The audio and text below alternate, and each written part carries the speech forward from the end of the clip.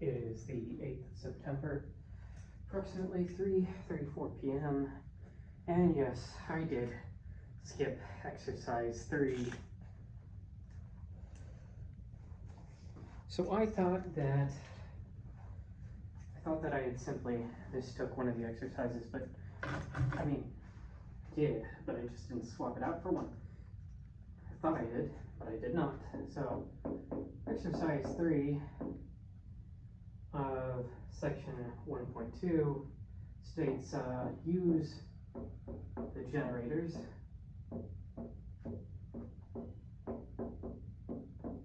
and relations, and I said flips in the other videos, rotations and flips. I think it's rotations and reflections, yeah.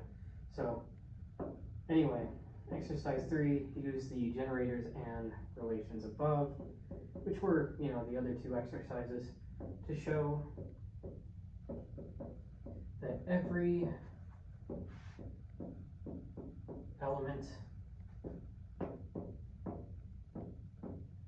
of D2n which is not a power of R has order 2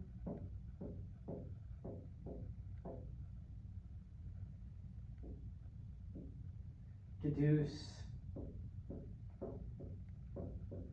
that D sub 2n is generated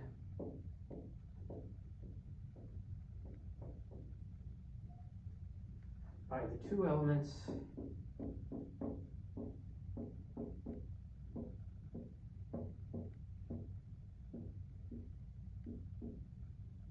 S and SR,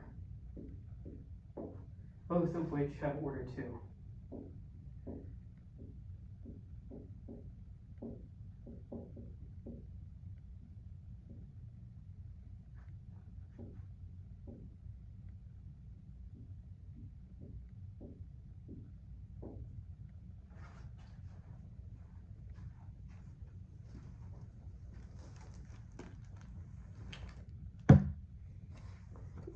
My pocket so it's not making any noise. Now let's see. Camera looks good. Okay. Alrighty then.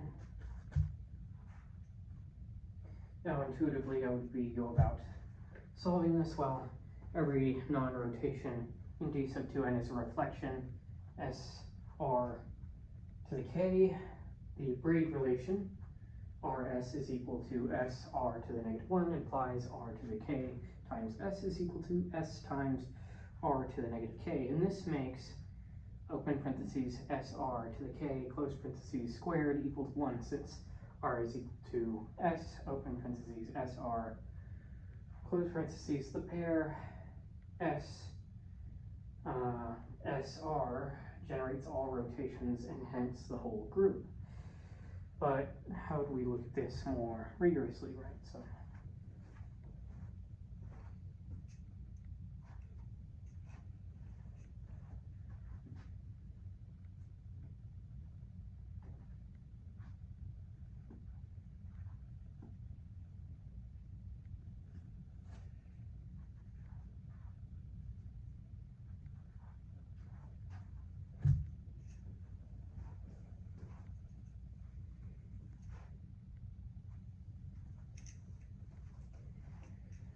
So for the proof,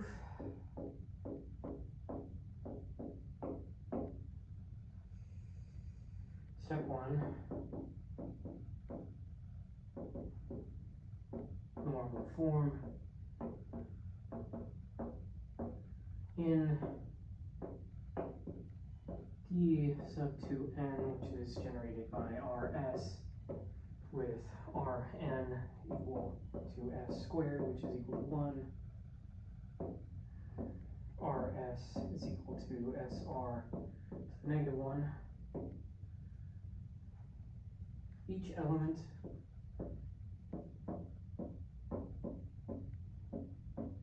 is either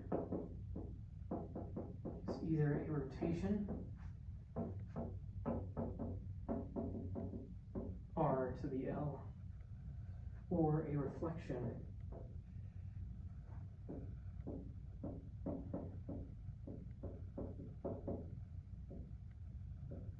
SR to the K.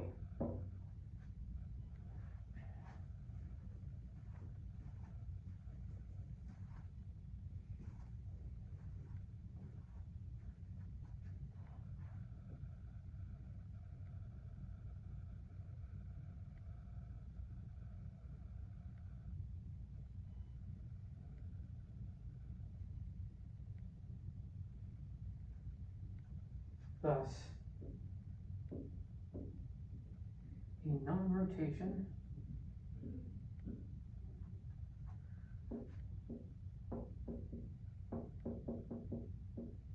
has the form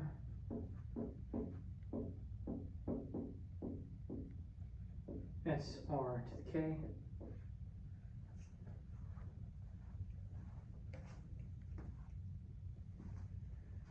All right.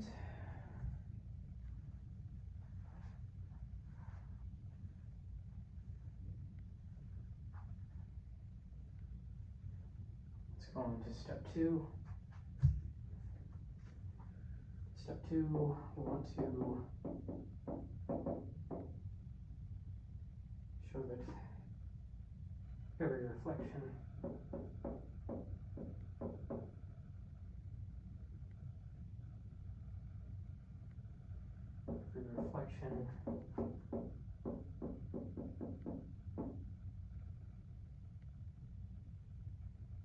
has order 2.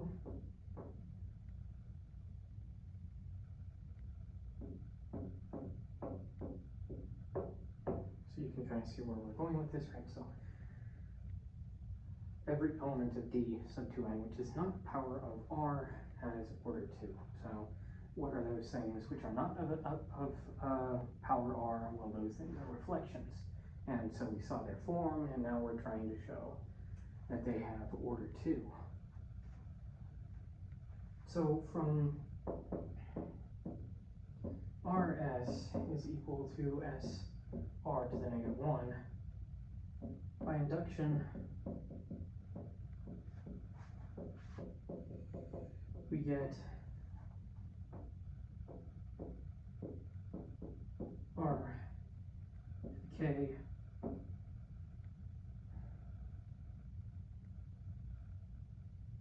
is equal to SR to the negative K for all integers.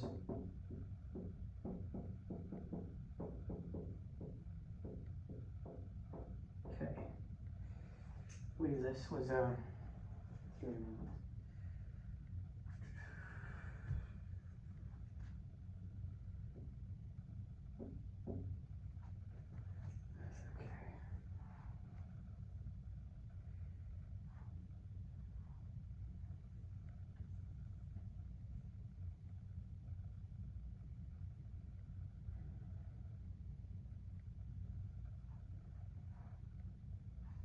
now, ideally, I want to, not leave this encapsulated, say that, by induction this thing holds. So, taking K equal 1, right, that holds, and then you could substitute that for K plus 1, right? So, then you could see how that unfolds and how we could show that, but for the sake of time, we'll just sort of leave this here in encapsulation, though a version of this in some way has already been proven. We've looked at inductive steps for things like this before, so anyways,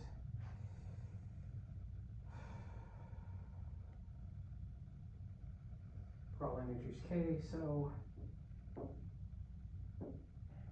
open parentheses SR to the K, close parentheses, squared is equal to SR to the K times SR to the K, which is equal to S open parentheses R to the K times s, close parentheses, r k, or to the k I mean to say, which is equal to s times open parentheses s times r to the negative k, close parentheses, times r to the k, which is equal to s squared times r to the negative k times r to the k, which is equal to 1.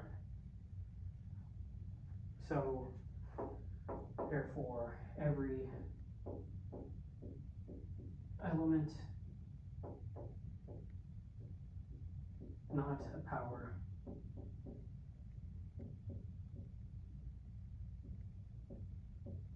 of R has order 2. Order 2.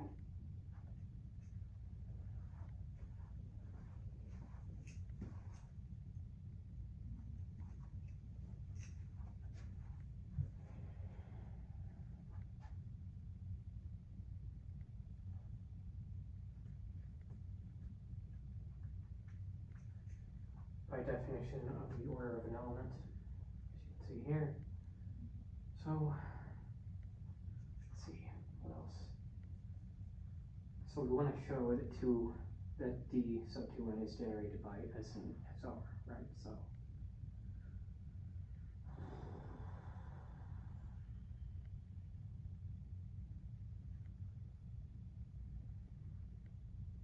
let's go ahead and look at that.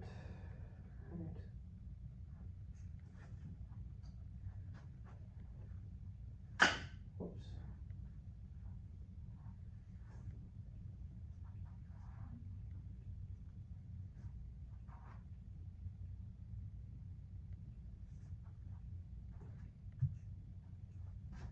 So for step 3,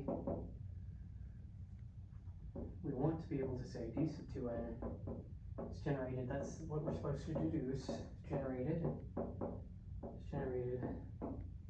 by S and SR.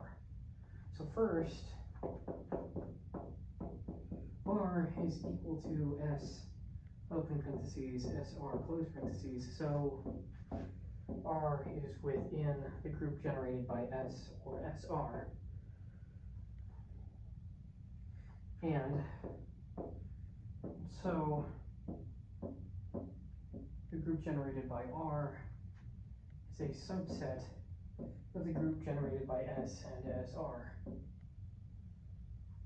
Since S is contained within this group generated by SSR, as well, every reflection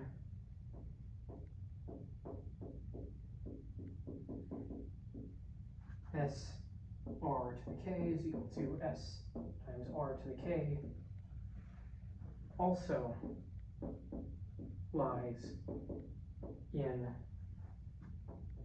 group generated by SSR.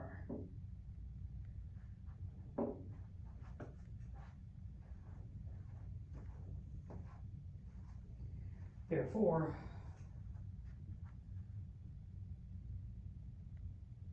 group generated by SSR contains all rotations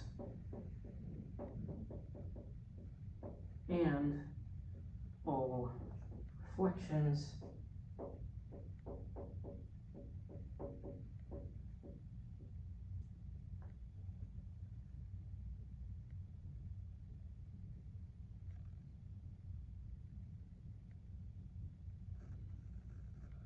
that is, it equals D sub 2n. We'll look at what this means moreover for the deduction.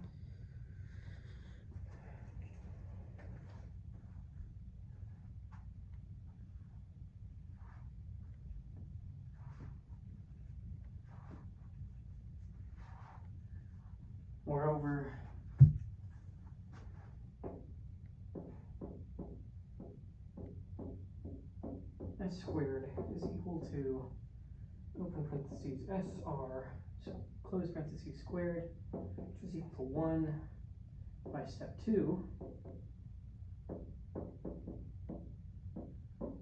So both generators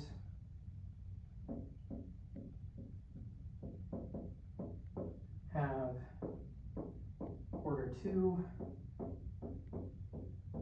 hence all non-rotations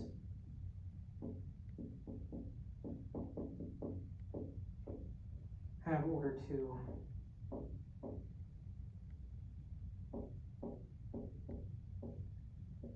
And d sub 2n is equal to group generated by S and SR with the order of S equaling the order of SR. The order of S equal to the order of open parentheses SR close parentheses, which is equal to, of course, 2.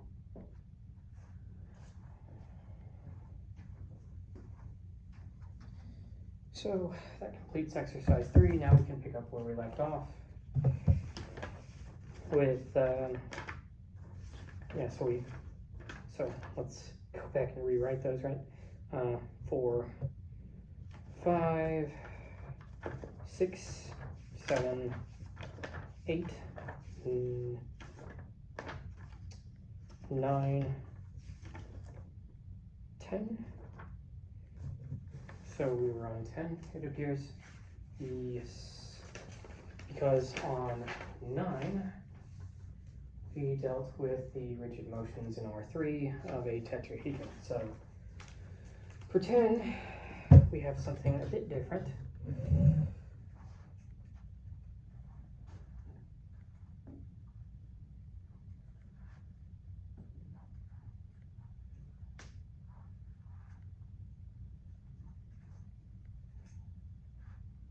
Which is a cube.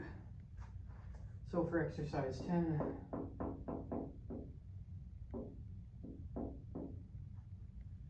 let G be the group of rigid motions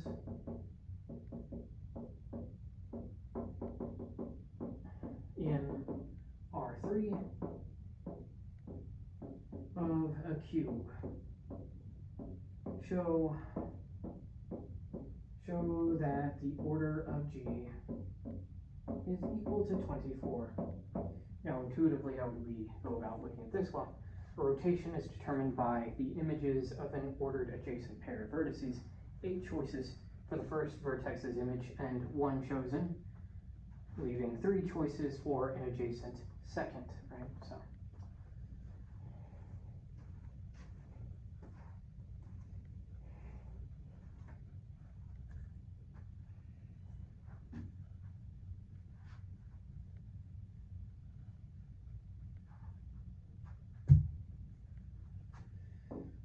looking at this more rigorously with proof, step 1,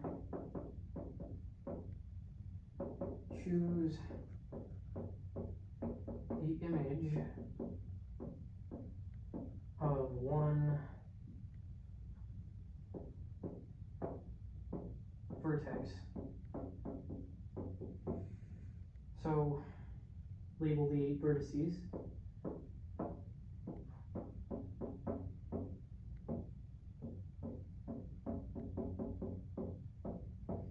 A rotation may send a fixed vertex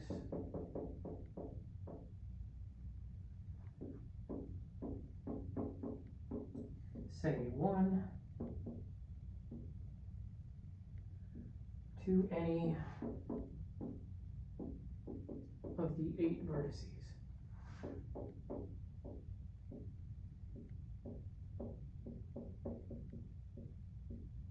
Giving us 8 choices.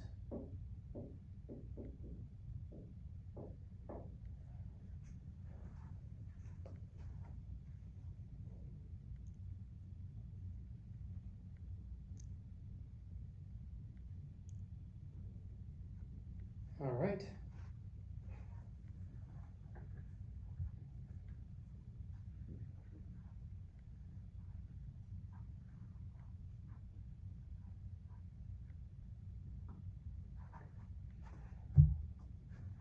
Step 2,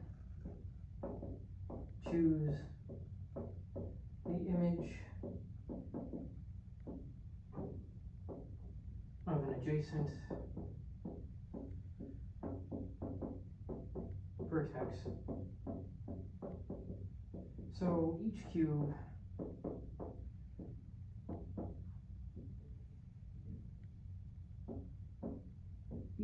vertex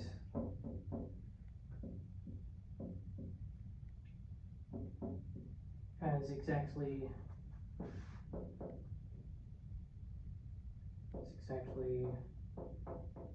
3 adjacent vertices.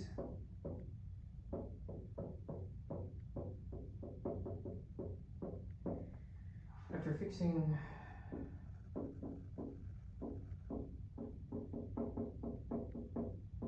the image of 1,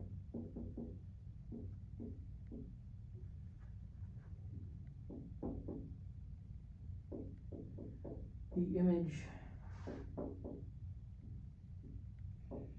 of an adjacent vertex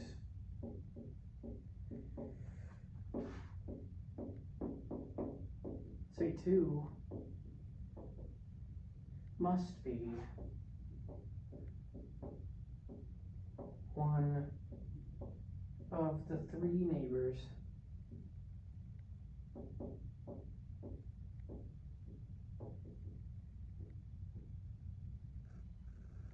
chosen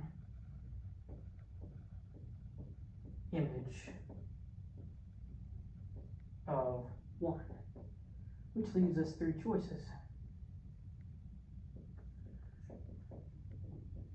So this is a bad image, but I mean, this is better because you're trying to get like a little corner piece. Well, I'm trying to get a little corner piece with that.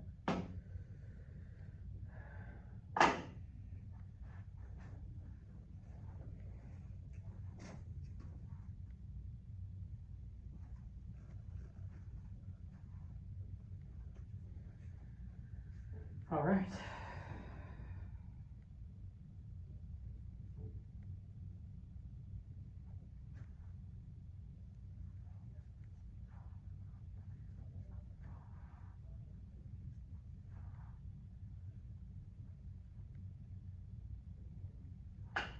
So for step 3, you have the determination and count. So with the images of an ordered adjacent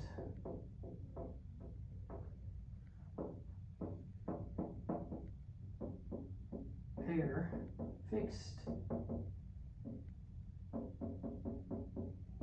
So with the images of an ordered adjacent pair fixed, the rotation is uniquely determined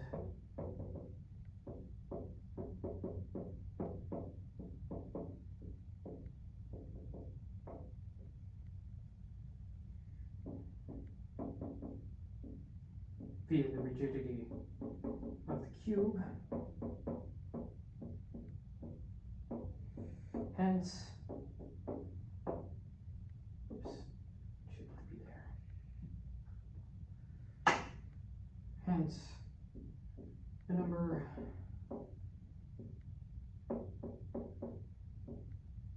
of rotations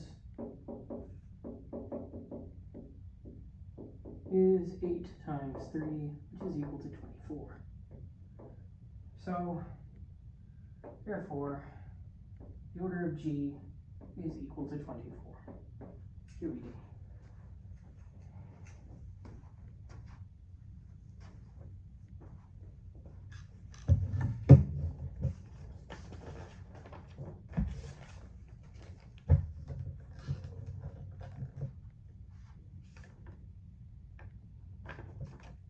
So let's look at exercise 11.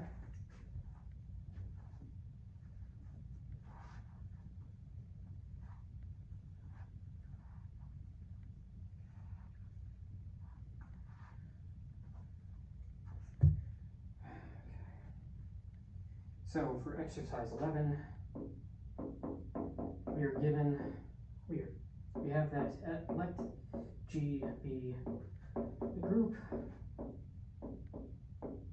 of rigid motions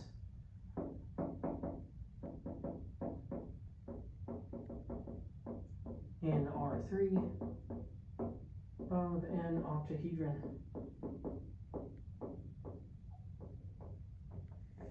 We are, so show that the order of G is equal to 24.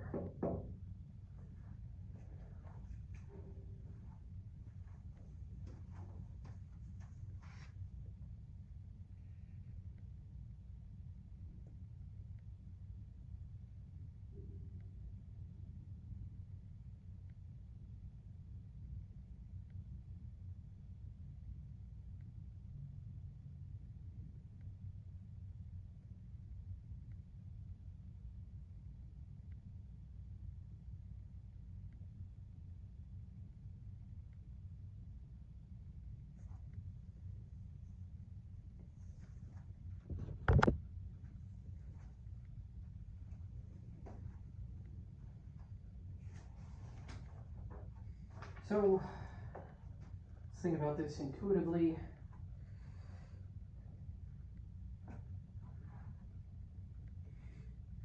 A rotation is determined by the images of an ordered adjacent pair of vertices. Right, so it's like, not too sure if I remember this correctly because the phrase octa implies 8, right? So, but I wrote in my notes 6 choices. So we'll go with the notes, and if it's wrong, then, well, no, you can lambaste me in the comments or whatever.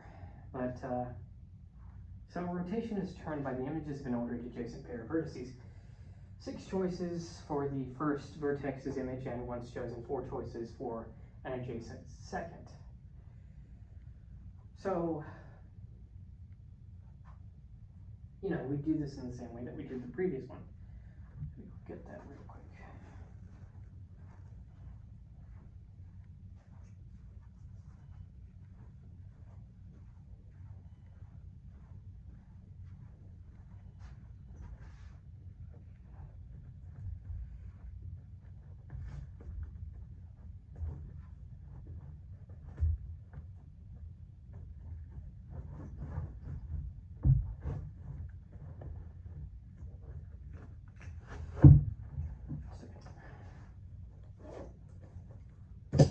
So,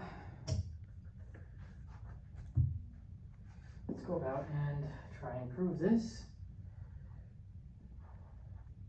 more rigorously than the intuition that we have. So, proof. Step 1, right? Step 1 is to choose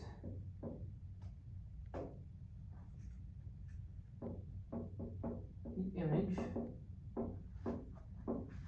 of one vertex.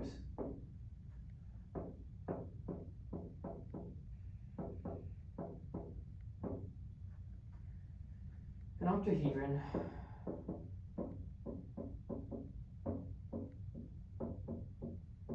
has 6 vertices.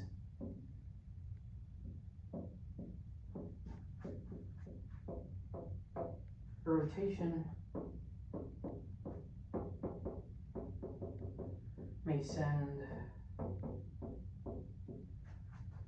a fixed vertex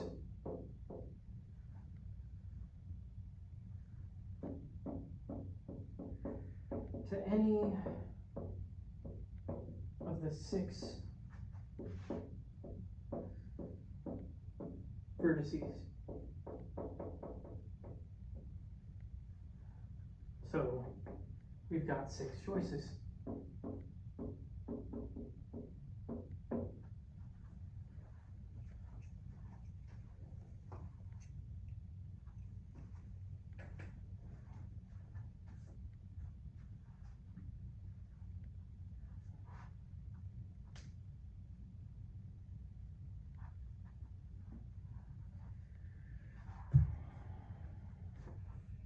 Step 2, choose the image of an adjacent vertex.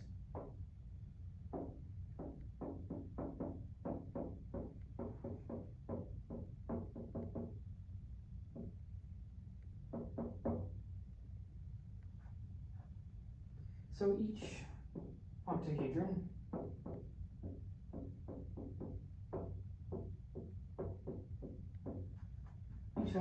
vertex has exactly 4 adjacent vertices. After fixing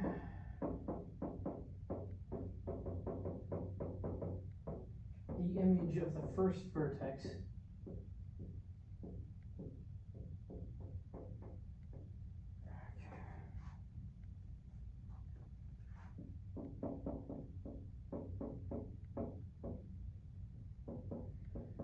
the image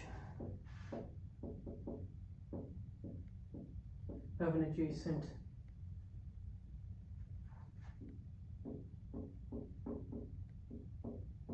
second must be one of those 4 neighbors.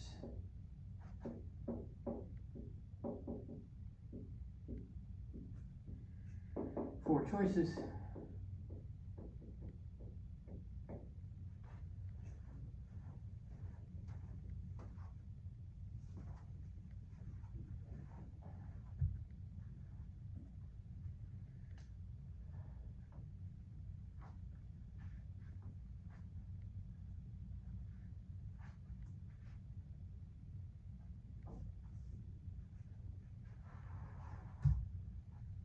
So step 3, like before, determination and count with images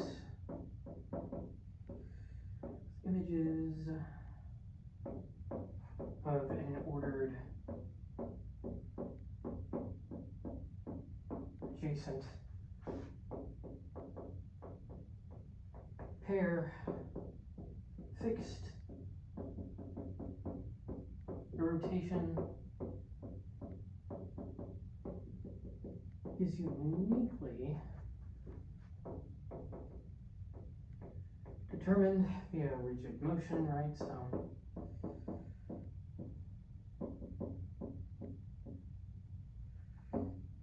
that's a fixed part, right? So with images of an ordered adjacent pair fixed, that's like rigid motion, hence rigid motion, right? So therefore,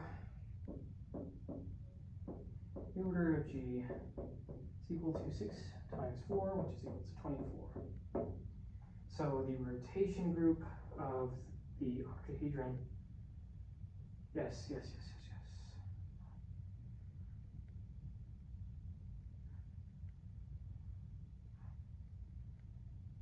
The octahedron has order 24.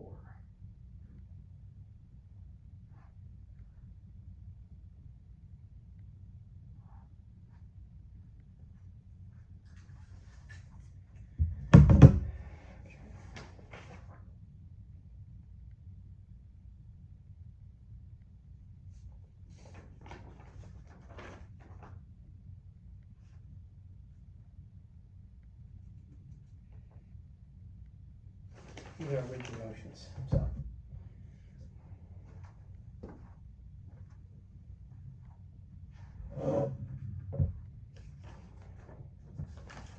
now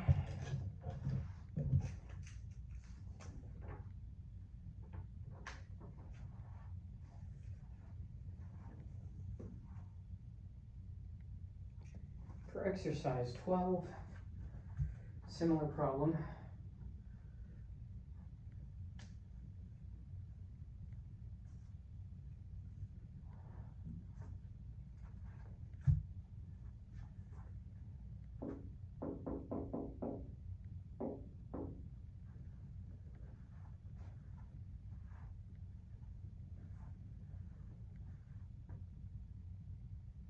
let G be the group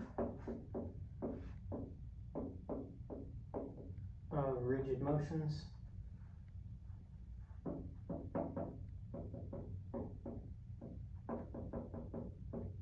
in R3 of a dodecahedron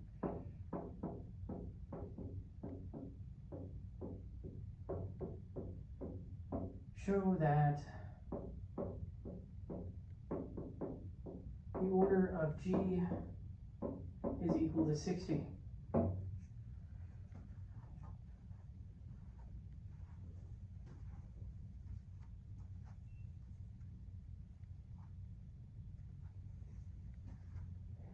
So for a dodecahedron, that means 20, right? So this one's a bit more intuitive, at least according to my notes, unless if I saw something which I'm not seeing now in terms of my memory whenever I wrote the notes versus where I am now. But anyways, a rotation is determined by the images of an ordered adjacent pair of vertices. So 20 choices for the first vertex's image, and once chosen, 3 choices for an adjacent second. Same rhyme, same rhythm as the previous problem. So let's go ahead and do this more rigorously with the proof. So we can say, well, for step 1, choose the image of one vertex.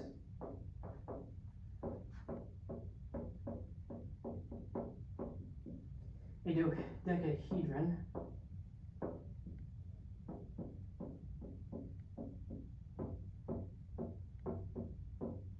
has 20 vertices.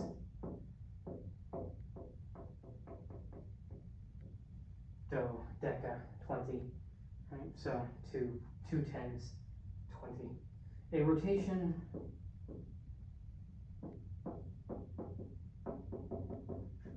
may send a fixed vertex, to any of the 20 vertices. So we have 20 choices, right? 20 choices.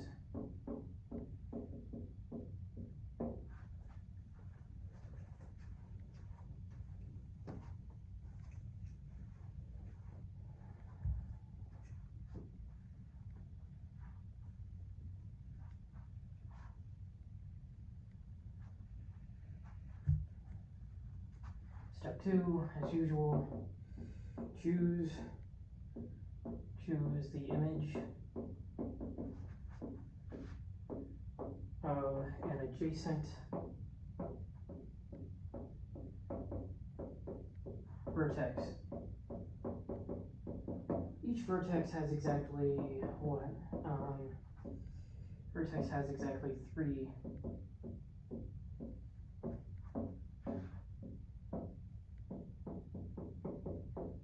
adjacent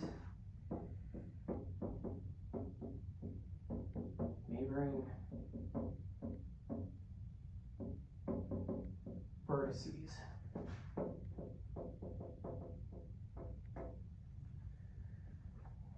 After fixing one of these, after fixing the image of the first vertex,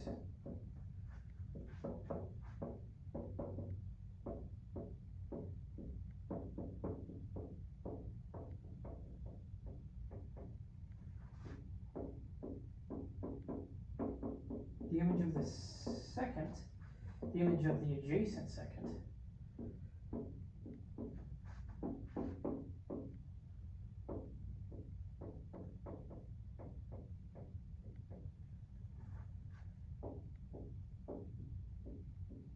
must be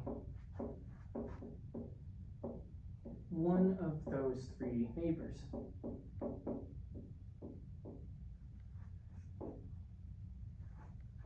Giving us 3 choices.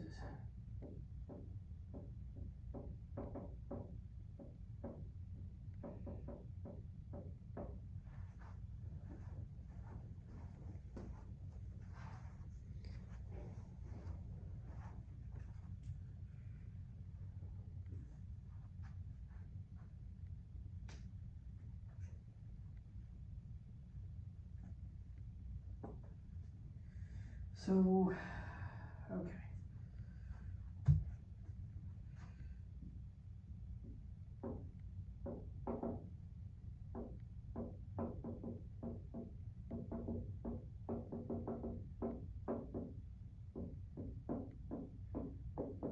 With images of an ordered pair, ordered adjacent pair,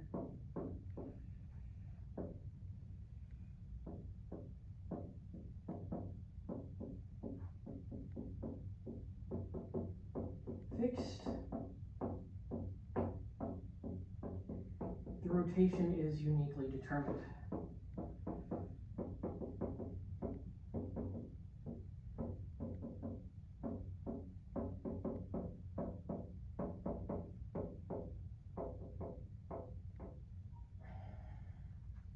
Therefore, the order of G is equal to 20 times 3, which is equal to 60.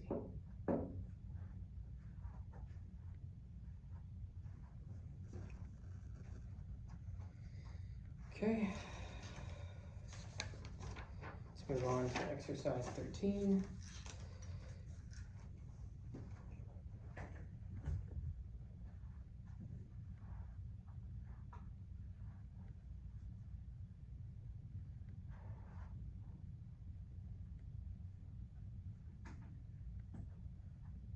Exercise 13 has that let G be a group, B group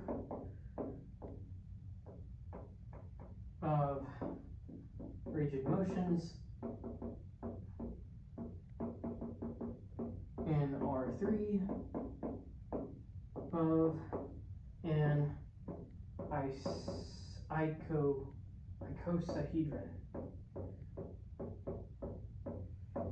Show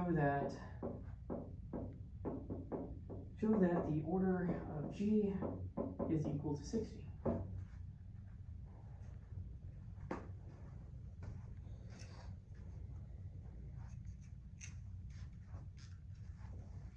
So a rotation is determined by the images of an ordered adjacent pair. Vertices, 12 choices for the first vertex this image, and once chosen, 5 choices for the adjacent second, right? So it's exactly, well, similar to the previous problem. The difference is we're looking at a different shape, the icosahedron. So for step 1, choose the image of one vertex.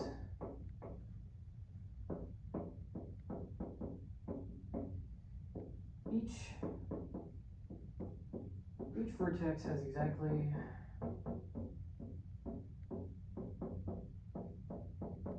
5 adjacent. Whoops. Getting ahead of ourselves.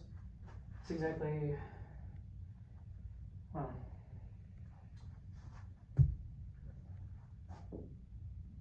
an icosahedron has 12 vertices.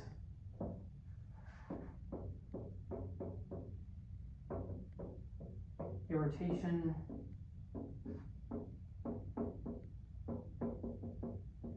may send a fixed vertex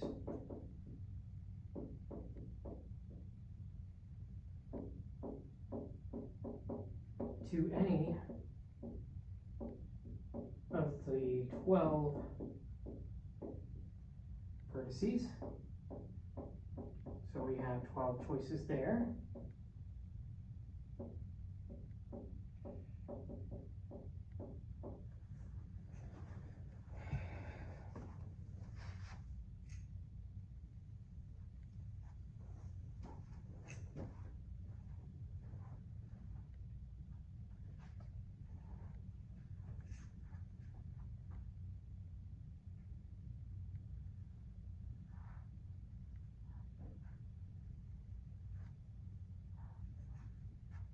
So for step 2, choose the image of the adjacent vertex.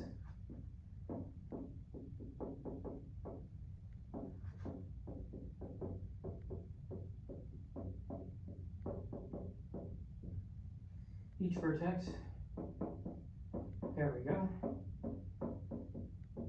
has exactly 5 adjacent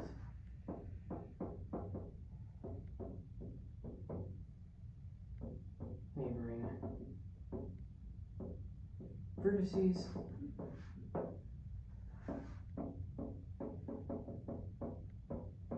After fixing one of these, after fixing the image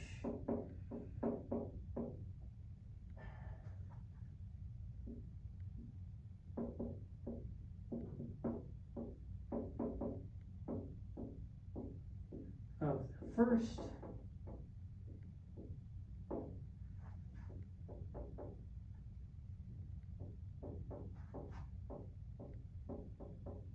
vertex, the image of the adjacent second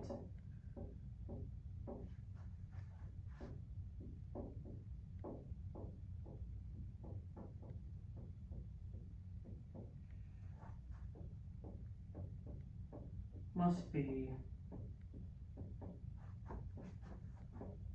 1 of those 5 neighbors, which gives us 5 choices.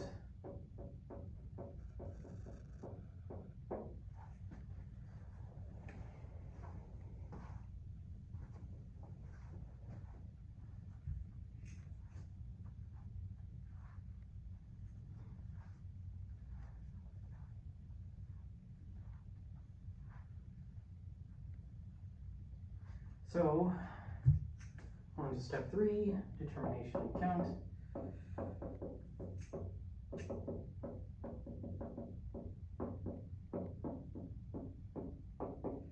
So with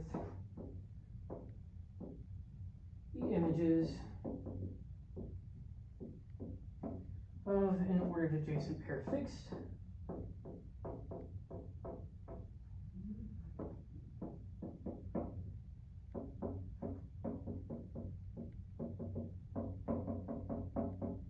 the rotation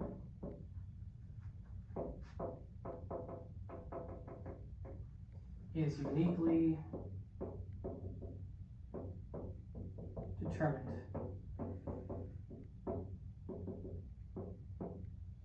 Therefore, the order of G is equal to 12 times 5, which is equal to 60.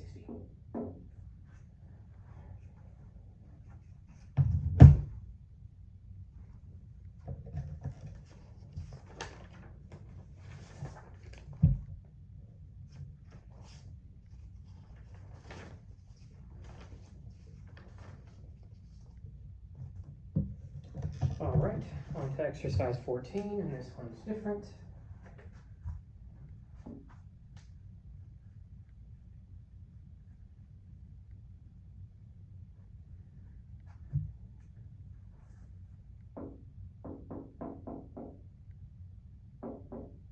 So for exercise 14, find a set of generators for the integers.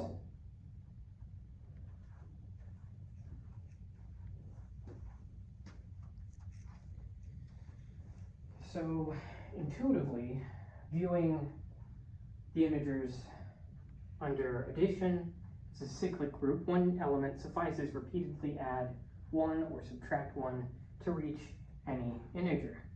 Now, how do we look at this a bit more rigorously? Well, step 1,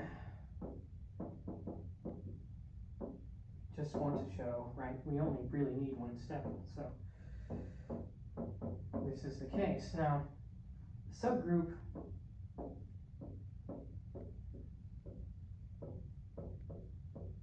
generated by 1 .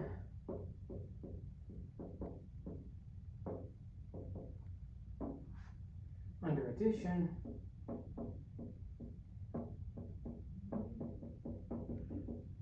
is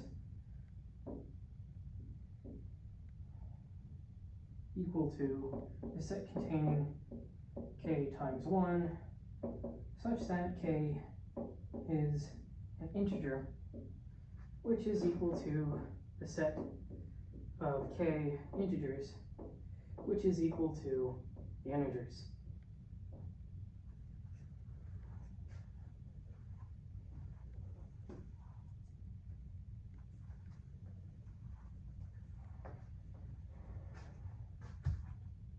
Simple enough, but let's go and see a little bit more to that.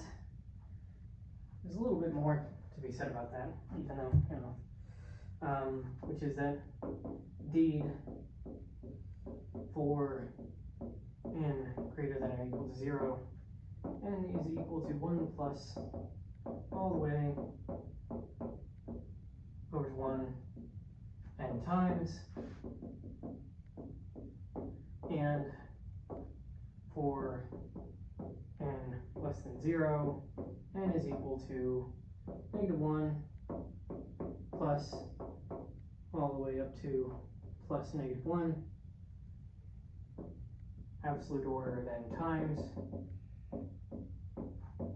which also equals your negative absolute order of absolute, did I say absolute order? Absolute value of n times, negative absolute value of n times 1. So, therefore, the set containing, the singleton set containing 1 is a generating set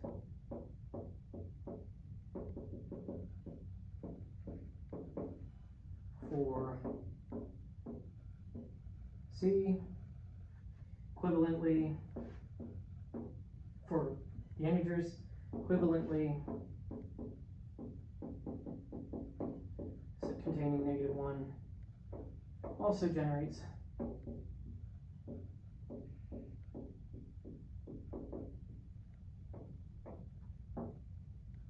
there we are.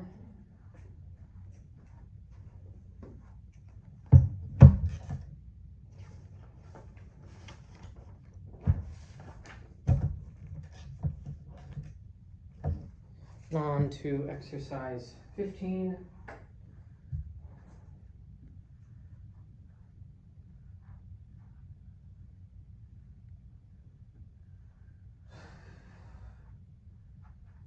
So for exercise 15, we have find a set of generators and relations for C mod n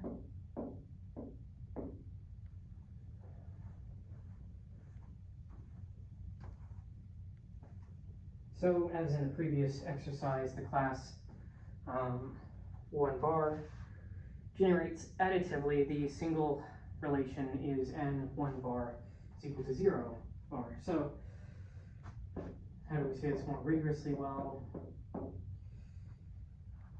step 1, have the generator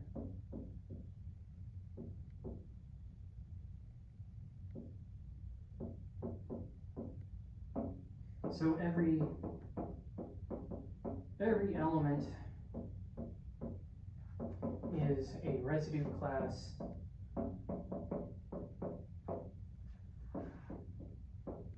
K bar, and K bar is equal to K times 1 bar. So set containing 1 bar generates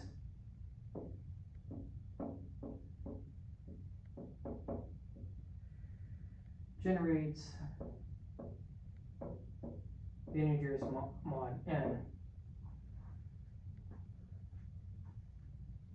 Now how about a relation?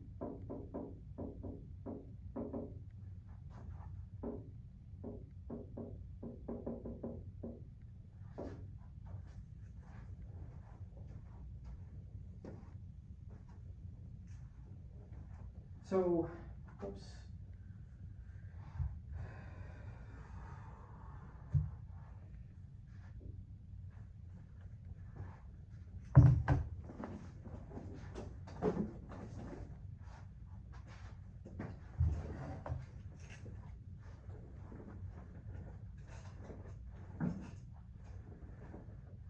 Since n corresponds to 0 mod n, we have n bar is equal to 0 bar, which is to say n1 bar is equal to 0 bar. Therefore, presentation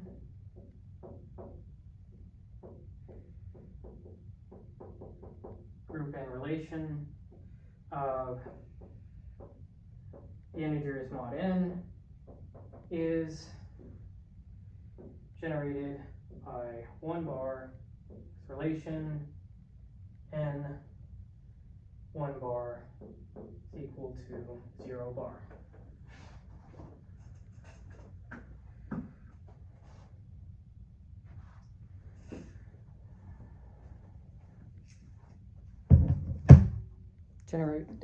Generator and relation makes presentation. That rhymes. Okay, on to exercise 16.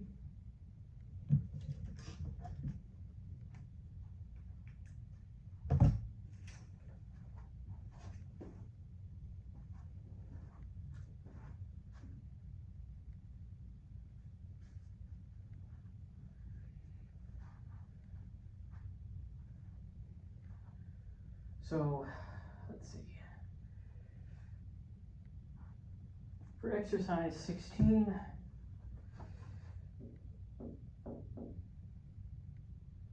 show that the group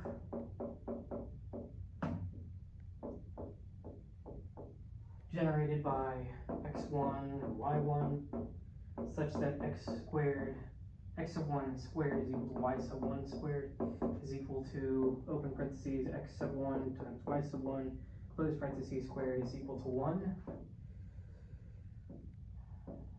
Show that the group generated by that is the dihedral group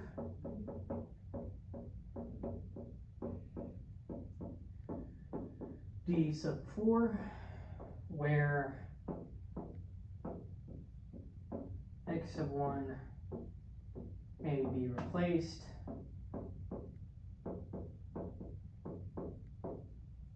by the letter R and y sub 1 by s, where x sub 1 may be replaced by the letter R and y sub 1 by s. Okay.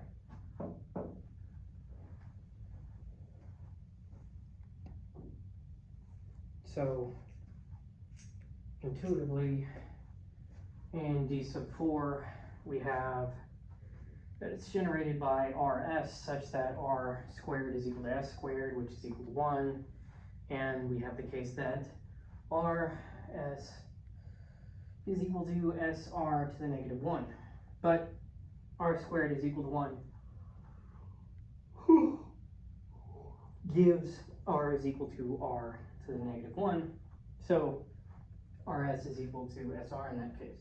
So that relation is equivalent to, open parentheses, rs close parentheses squared is equal to 1, with x sub 1 equal to r, y sub 1 equal to s. The two presentations match. So let's go ahead and try and prove that a bit more rigorously.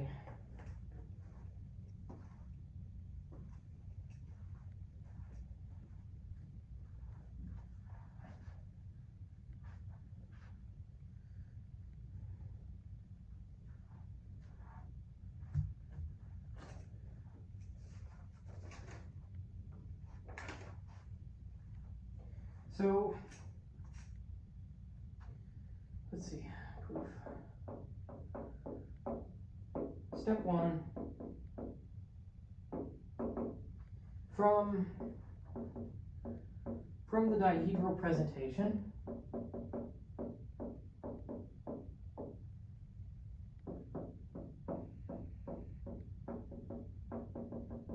to open parentheses x1, y1, close parentheses 2 is equal to y sub 1, x sub 1, open parentheses x sub 1, y sub 1, close parentheses squared is equal to 1. Okay, so in D4, in D sub 4, r squared is equal to s squared, which is equal to 1. And rs is equal to sr to the negative 1. Since r is equal to r to the negative 1, r is equal to its inverse here, we have rs is equal to sr.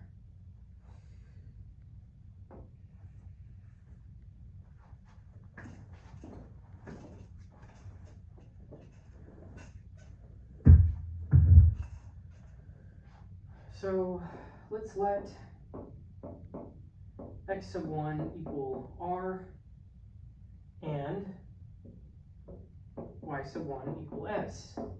Well, then we can say open parentheses x sub 1 times y sub 1 close parentheses squared is equal to open parentheses rs close parentheses squared is equal to rs,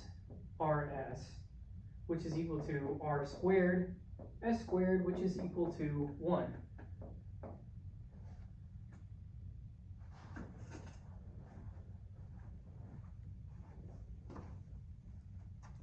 So we moved from the dihedral presentation to this, which we wanted here, the open parentheses x1 sub 1, y sub 1, close parentheses squared is equal to 1.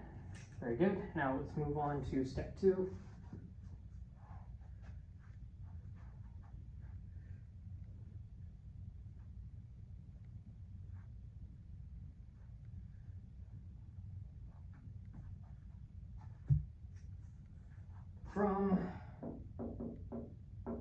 From open parentheses x sub 1, y sub 1 squared, we equals 1. Yeah, so it's kind of like an if and only if, right? So back to the dihedral relation.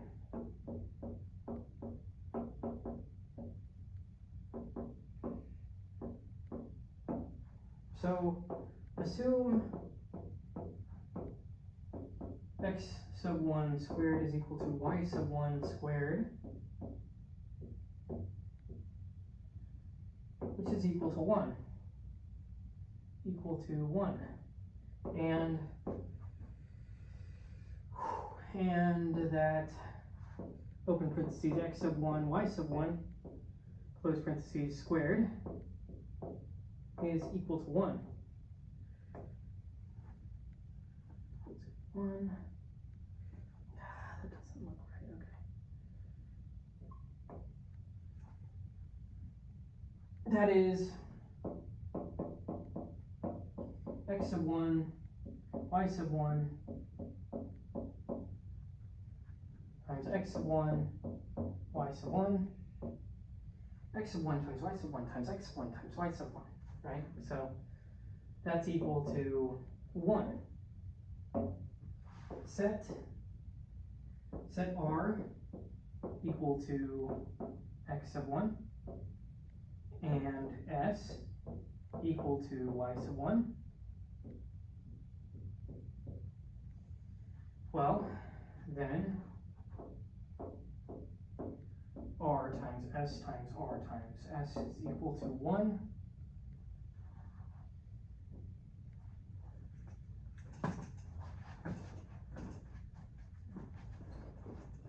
Left multiply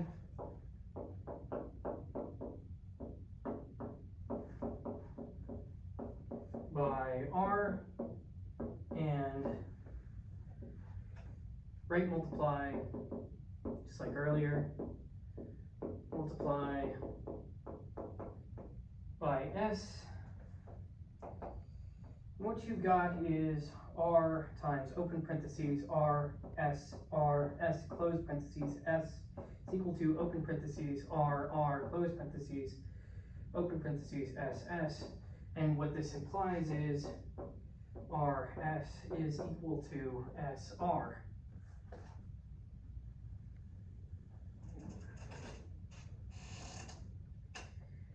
This is with, okay, so this is with r squared equal to 1.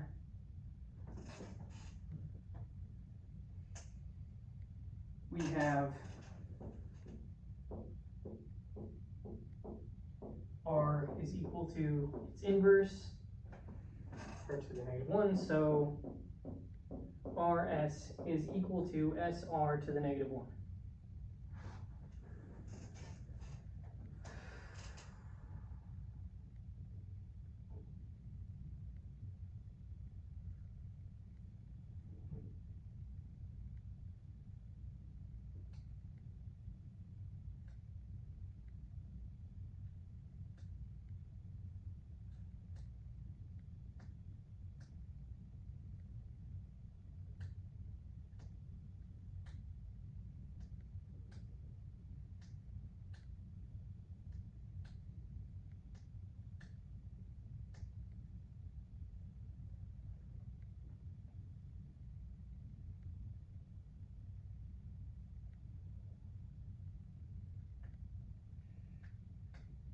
Trying to see if I messed up anywhere. Let's see.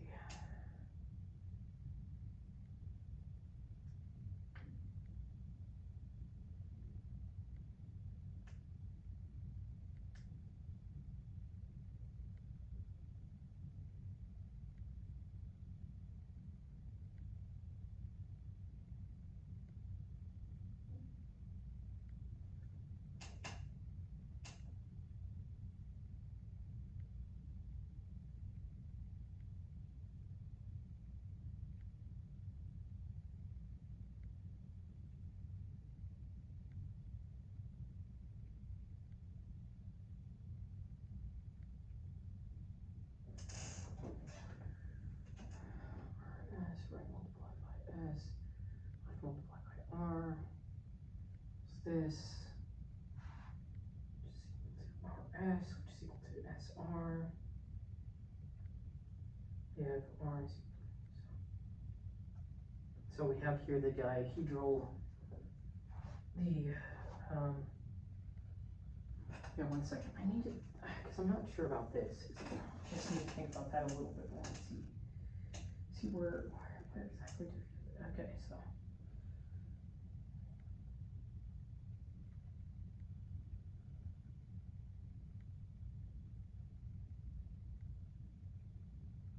So you can group them differently, yes.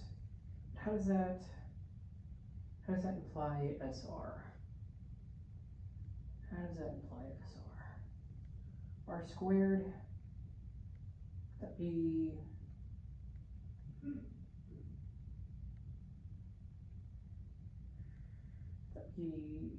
equal to S squared. S squared is equal to R squared.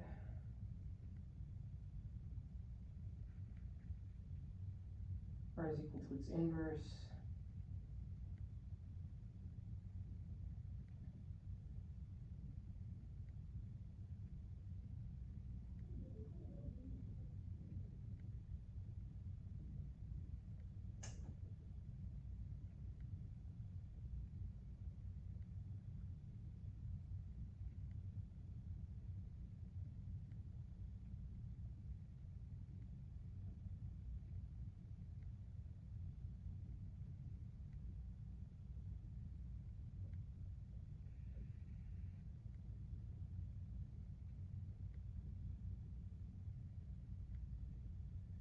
This is 1, right?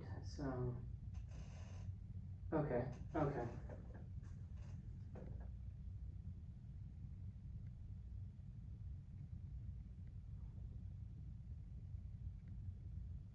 This whole thing was equal to 1.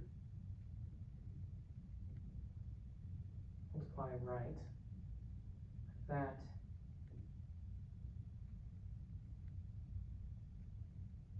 then we can cancel out.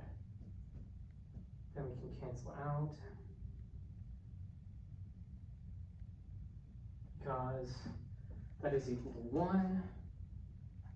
We also have x of 1 is equal to y sub 1 is equal to 1. So we're able to cancel out things until we get that this implies rs is equal to s. Okay.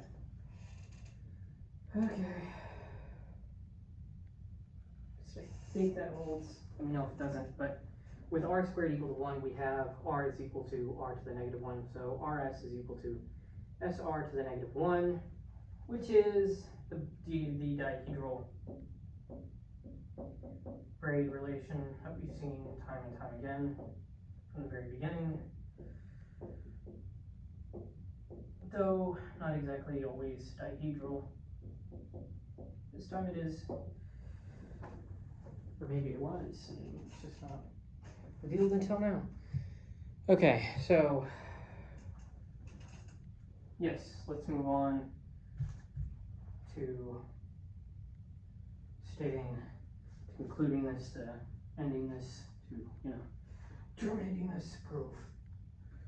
And that is to say,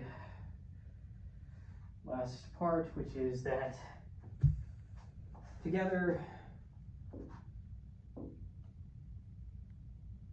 with r squared is equal to s squared, which is equal to 1, we have the standard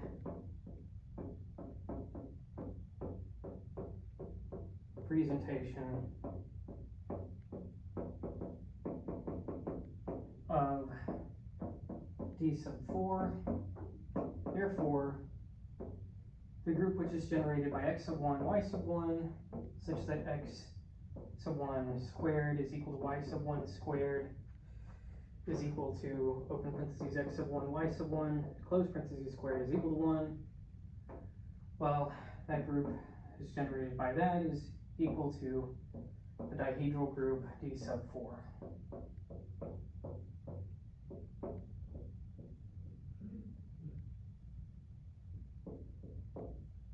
Right? Just going to deal with that one that I left over there. So, all right. Now let's move on to exercise 17. Just a bit longer, but that's fine.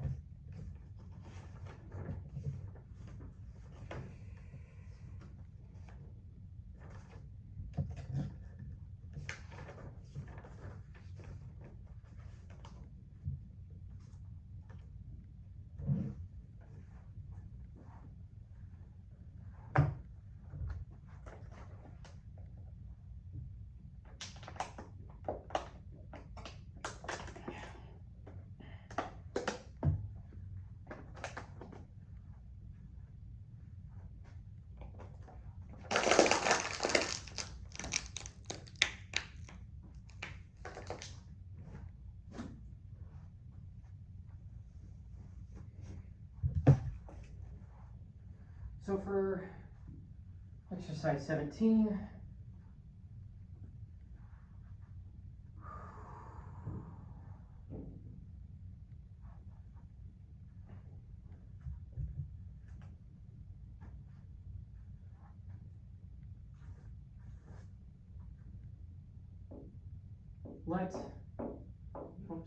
exercise 17, let x sub 2n be the group generated by x, y, such that x to the n is equal to y squared, which is equal to 1, and xy is equal to y x squared. For the first part, show that if n is equal to 3k, then x sub 2n has order 6, and it has the same generators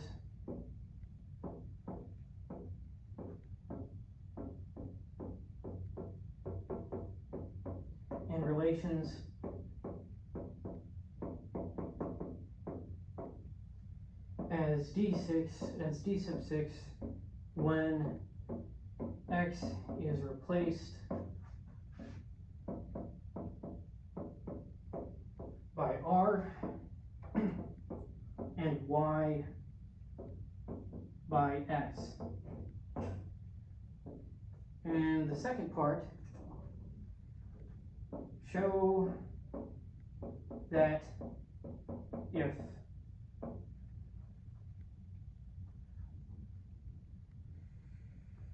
if 3 comma n is equal to 1, then x is equal to 1, and deduce that in this case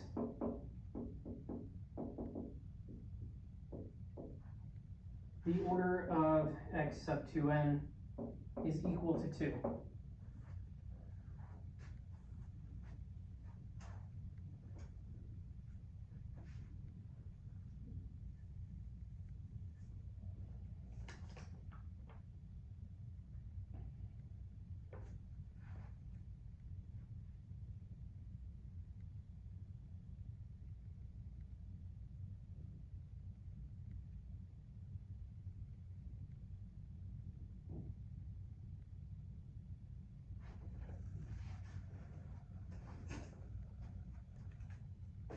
All right.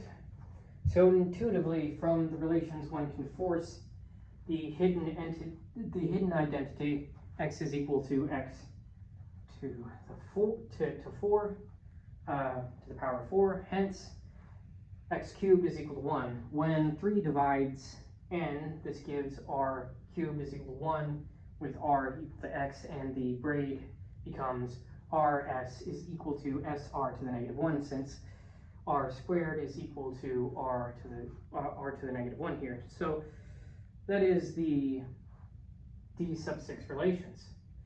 If open parentheses 3 comma n close parentheses is equal to 1, combining x cubed is equal to 1 and x to the n is equal to 1 forces x is equal to 1, leaving only the set containing 1 and y, with y squared equal to 1. So let's look at that more rigorously with a proof.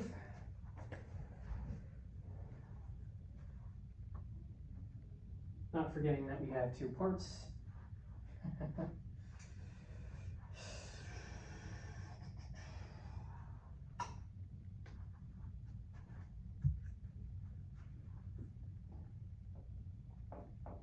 There where I can't really reach it, so it's not wasted space. Step 1. In this, we're going to be looking at part 1.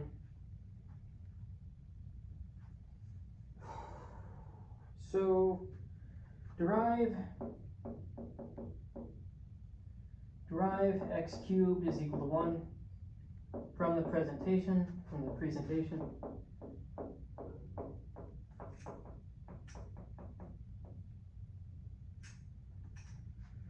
Using y squared is equal to 1 and xy is equal to yx squared. We have x is equal to x times y squared, which is equal to open parentheses xy close parentheses times y, which is equal to open parentheses yx squared close parentheses times y. Also, xy is equal to yx squared implies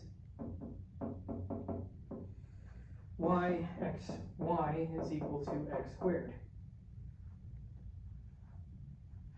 Let's multiply by y.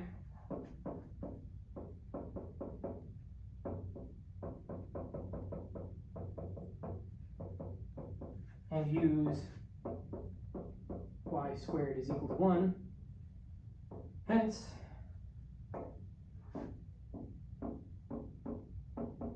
yx is equal to x squared y. Thus,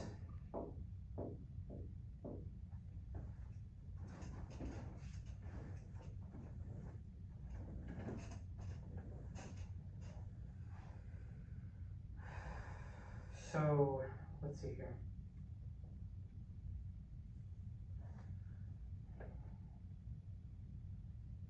Thus, open parentheses, x, y, close parentheses, y is equal to open parentheses, y, x squared, close parentheses, y, which is equal to open parentheses, y, x, close parentheses, open parentheses, x, y, close parentheses, which is equal to open parentheses, x squared, y, close parentheses, open parentheses, x, y, close parentheses, which is equal to x, y, x squared, sorry, open parentheses, y, x, close parentheses, y, which is equal to x squared, open parentheses, x squared, y, close parentheses, y, which is equal to x to the power of 4. So, therefore,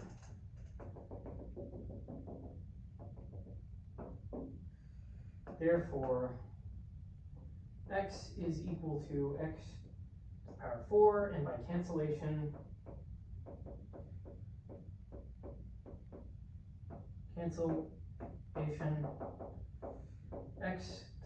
x cubed is equal to 1.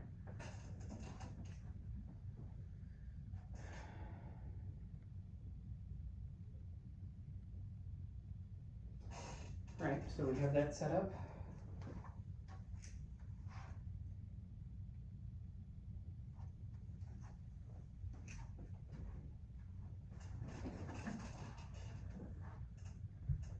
Now, let's go on to step 2. Let's try and hurry because we're running out of time, while we also have to, we just have one left after this one for 1.2, and I'd like to, finish that off within 2 of these. That would be cool, right? But let's see. Not gonna rush ourselves too much. Okay. So, and we want, for part A, we want to look at case n is equal to 3k. We want to also identify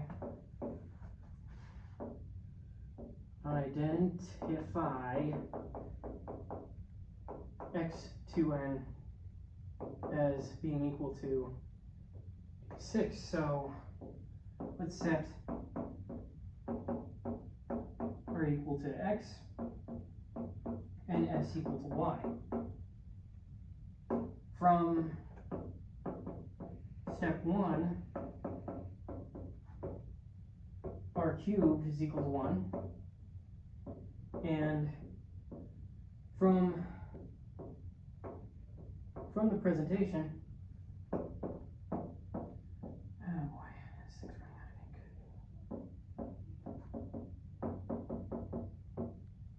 of ink. S squared is also equal to 1.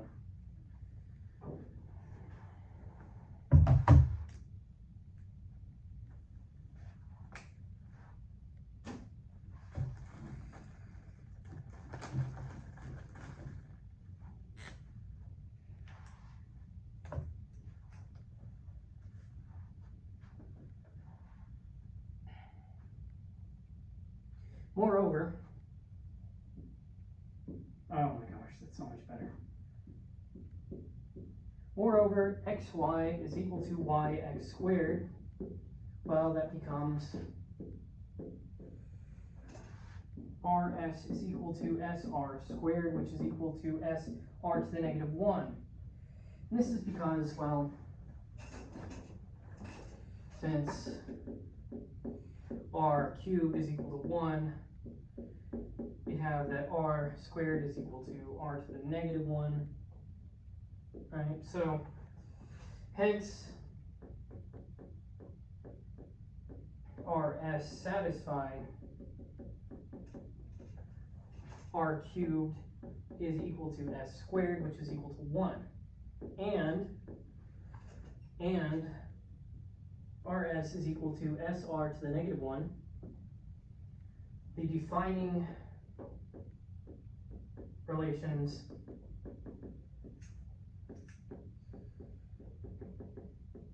of d sub 6, therefore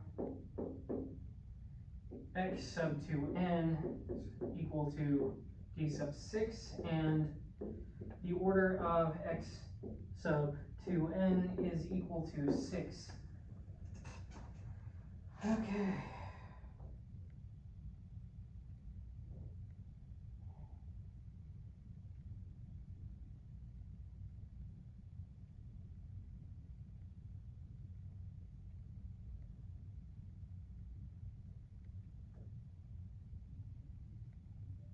And we identify the generators as x, y is equal to r and s. So we have the generators, we have the relations. How exactly did we get the order to n there? N is equal to 3k. K in this case, it's 2.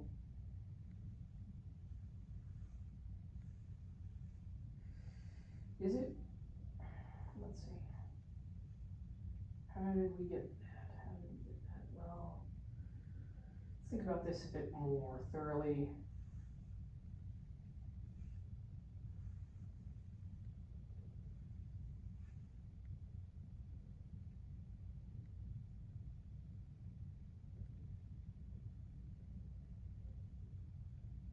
We have the group, we have the defining relations.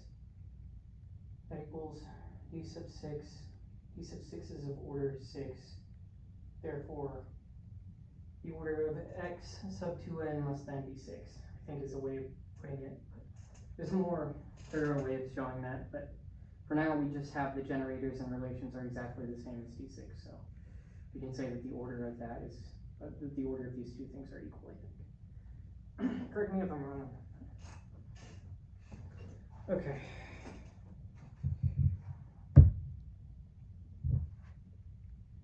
Now let's move on to step 3. We can get to a final problem, which is composed of, multiple steps as well. It's just those things are a lot shorter. It's just like having a bunch of mini proofs inside of one proof, you'll see. They're a lot less context dependent, I think, the steps in the next problem. But step 3, the case of 3 and the case of open parentheses 3 comma n equal to 1. So we want collapse to order 2. So let's get into this.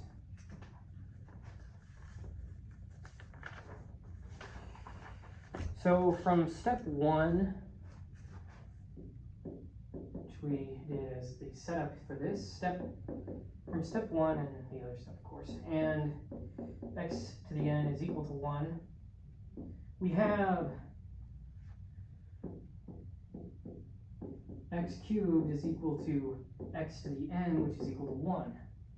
Now, if n is equal to 3k plus 1, then x is equal to, open parentheses, x cubed, close parentheses, to the k times x, which is equal to x to the 3k plus 1, which is equal to x to the n, which is equal to 1. Right, so if n is equal to 3k plus 2, then the inverse of x, x to the negative 1, is equal to, open parentheses, x cubed, close parentheses, to the k plus 1 times x to the negative 1, which is equal to x to the 3k plus 2, which is equal to x to the n, which is also equal to 1. So there's no escape there.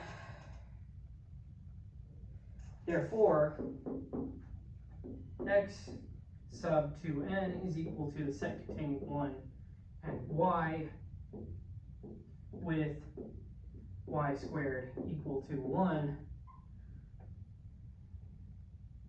and the order of x sub 2n is there equal to 2 in this case.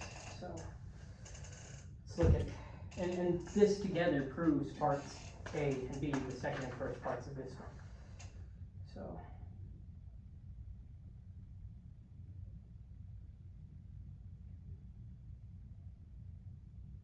Yes. Okay, now we can move on to the final problem of section 1.2, problem 18.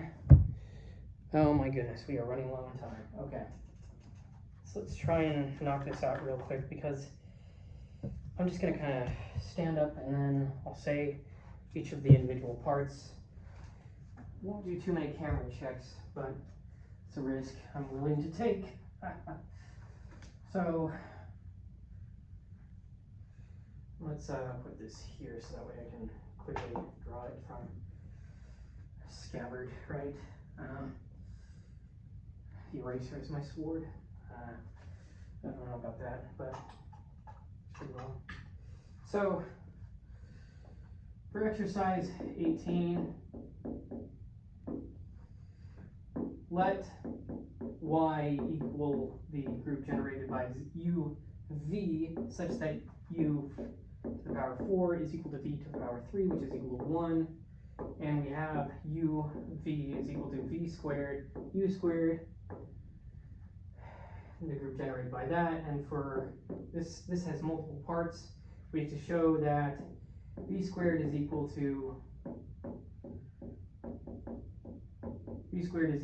the inverse of v to the negative 1. We have to show that v commutes with u cubed. We have to show that v commutes with u. We have to show that uv is equal to 1. And finally, show that u is equal to 1. Deduce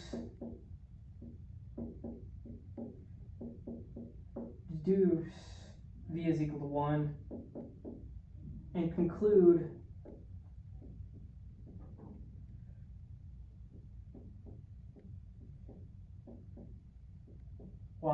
big Y is equal to 1, is equal to the identity, is equal to 1. Okay, so intuitively use v cubed is equal to 1 to get v squared is equal to the inverse of v, then compute v squared u cubed v and reduce via the defining relation uv is equal to v squared u squared to u3, which forces v to commute with u cubed. From u to the 4 is equal to 1, we have u to the 9 is equal to u, so commuting with u cubed yields commuting with u and v commuting a short product manipulation collapses uv to 1, and then u is equal to v, which is equal to 1. So let's go ahead and look at that a bit more rigorously real quick. Hopefully we can beat the time. All right, so we're already kind of slipping into overtime with this one in comparison to the other ones. That's fine. Proof. So let's look at A. V squared is equal to its inverse, so that's what we want to find. Since v cubed is equal to 1, we have v times v squared is equal to 1, where whence v squared is equal to v to the negative 1. There we go. That's through right and left multiplication. Whoops. And so let's continue on to step B. Step B. V commutes with u cubed. So compute v squared u cubed v, which is equal to open parentheses v squared u squared close parentheses open parentheses uv close parentheses, which is equal to open parentheses uv close parentheses open parentheses v squared u squared close parentheses, which is equal to u v cubed u squared, which is equal to u cubed. Right, so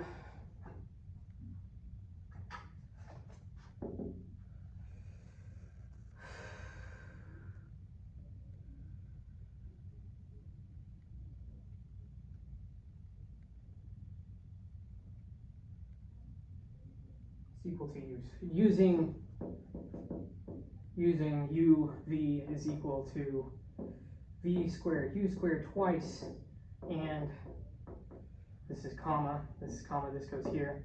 Using uv is equal to v squared u squared twice, and v cubed is equal to 1. Hence, u cubed is equal to v squared u cubed v. And what can we do with that? Pause a second, erase. Well, from there we can say, okay, let's left multiply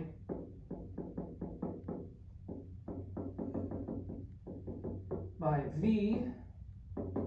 What does that get us? Well, that gets us v u cubed is equal to v open parentheses v squared u cubed v close parentheses is equal to v cubed u cubed v, which is equal to u cubed v.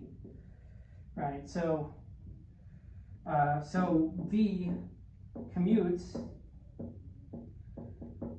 with u3, u cubed. Okay, now let's move on to step C. So for step C, we are told we have to find v commutes with u. Should be a bit easier. So from u to the power 4, we get is equal to 1. We get u to the power 9 is equal to u. Using commutation with u cubed, we have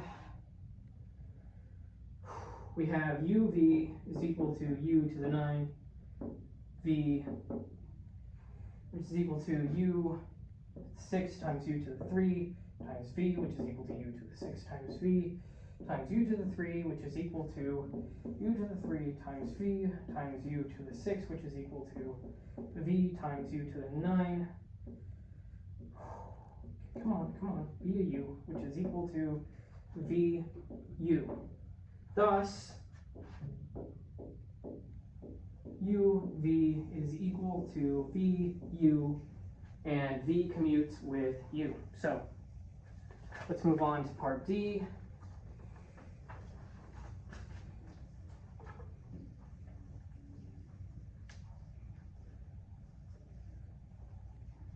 So for part D,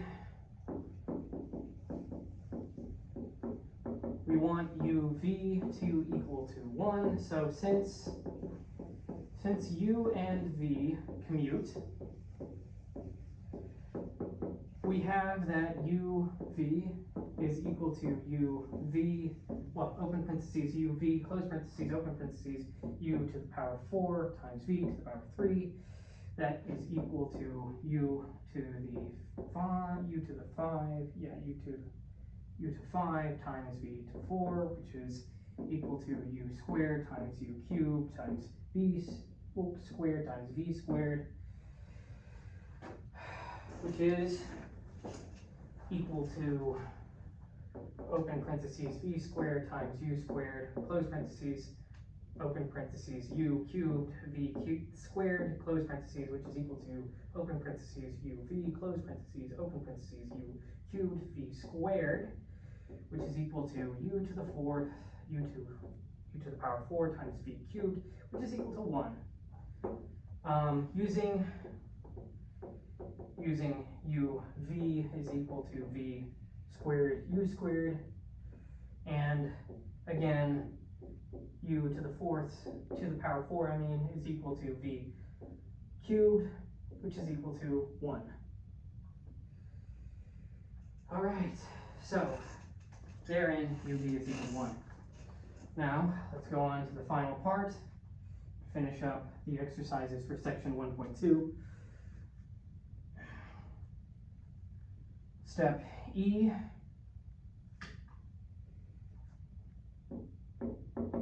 u is equal to v, which is equal to 1. All right, that's what we want to look at. Oh boy, and